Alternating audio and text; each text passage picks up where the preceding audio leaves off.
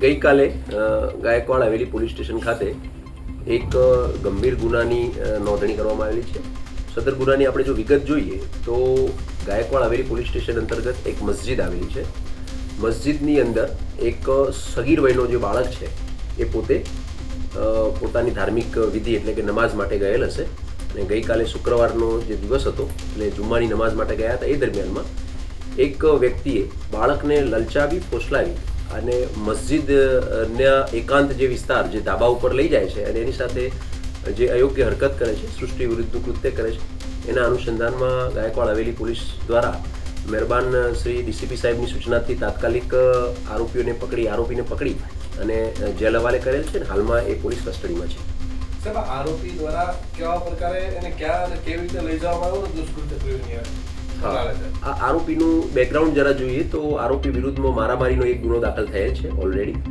અને આ આરોપીનું ફેમિલી થોડું ડિસ્ટર્બ હોય એ માનસિક રીતે એ જે પણ ડિપ્રેશનમાં હોવાને કારણે એ પોતે આ બાળક જે છે એને બાળકના નિવેદન મુજબ નમાઝ પઢાવવાનું, નમાઝ કેવી રીતે કરાવી એવું કંઈક બતાવવા માટે એકાંત જગ્યાએ લઈ જાય છે અને એની સાથે સૃષ્ટિ વિરુદ્ધનું કૃત્ય કરે છે. એ મુજબની હકીકત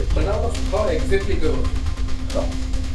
બનાવ જે છે એ ગાયકવાડ હવેલી પોલીસ સ્ટેશન અંતર્ગત આવેલી મખદુમ સાહેબની મસ્જિદ છે અને એના ધાબા ઉપર આ બનાવ બને છે.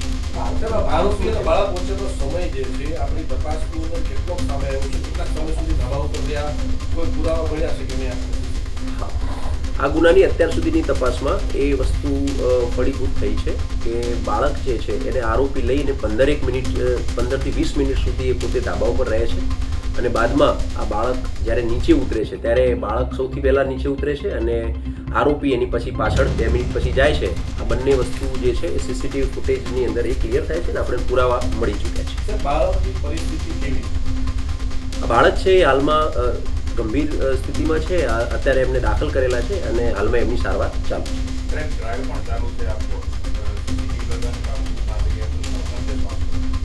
મહેરબાન ડીજીપી સાહેબની સૂચનાથી 1 મહિનાની એક બાળકો અને મહિલાઓ માટેની એક ડ્રાઈવ ચાલી રહી છે, જેના અનુસંધાનમાં આ પ્રકારના જે ગુનાઓ છે જે વાસ્તવમાં સોસાયટી વિરુદ્ધના, સમાજ વિરુદ્ધના ગુનાઓ છે, તો આવા પ્રકારના ગુનાઓ ન થાય એ માટે અવેરનેસના ભાગરૂપ અમે વિવિધ સ્કૂલોની અંદર જઈ અને અન્ય ધાર્મિકથી માંડીને અન્ય સામાજિક સંગઠનોની જે ઓફિસો જ્યાં બાળકો સામાન્ય રીતે જતા હોય છે ત્યાં અમે જઈએ છીએ અને એમને સમજાવીએ છીએ કે જ્યારે આવતું હોય છે તમારી કોઈ પણ સંસ્થામાં ત્યારે તમે એની સુરક્ષા માટે એવી કોઈ જગ્યા ન હોય કે જ્યાં કેમેરો ન હોય, આ પ્રકારે કેમેરા ઇન્સ્ટોલ કરવા. આ પ્રકારે શાંતિ સમિતિની જે મિટિંગ છે એમાં પણ અમે વાત કરેલી છે. સાથે સાથે ગાયકવાડ હવેલી પોલીસ સ્ટેશન અંતર્ગત જેટલી મસ્જિદો આવેલી છે, જેટલા મદ્રેસા આવેલા છે અને અન્ય શૈક્ષણિક સંકુલો આવેલા છે એમને પણ એ સૂચના આપવામાં આવેલી છે કે વધુ સીસીટીવી ફૂટેજ લગાવે. સાથે સાથે સ્કૂલોમાં જઈને અને ખાસ તો મદ્રેસાઓમાં જઈને અમારા દ્વારા એ સૂચના આપવામાં આવી છે કે બાળકોને ગુડ ટચ અને બેડ ટચ બાબતમાં જણાવે. હા, આરોપીનું જે નામ છે એ આપણે જોઈએ તો નૌમાન શાબીરભાઈ શેખ છે અને એ પહેલાં ગાયકવાડ હવેલી વિસ્તારમાં રહેતો હતો અને હાલમાં એ ગાયકવાડ હવેલી વિસ્તાર બહાર રહે છે, પરંતુ નમાઝ પઢવા ગઈકાલે એ આ વિસ્તારમાં આવ્યો હતો.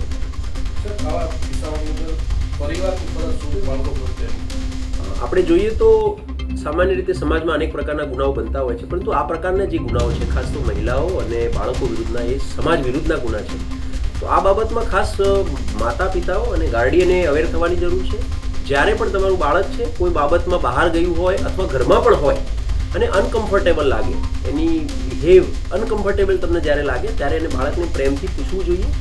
અને આવી જો કેર કરવામાં આવશે તો હું માનું છું આવી જ્યારે ઘટનાઓ બને છે ત્યારે વધુમાં વધુ ઝડપી પોલીસના પણ ધ્યાને આવશે અને આવા જે ગુનાહિત માનસિકતાવાળા જે લોકો છે એને જેલ હવાલે પણ કરી શકાશે.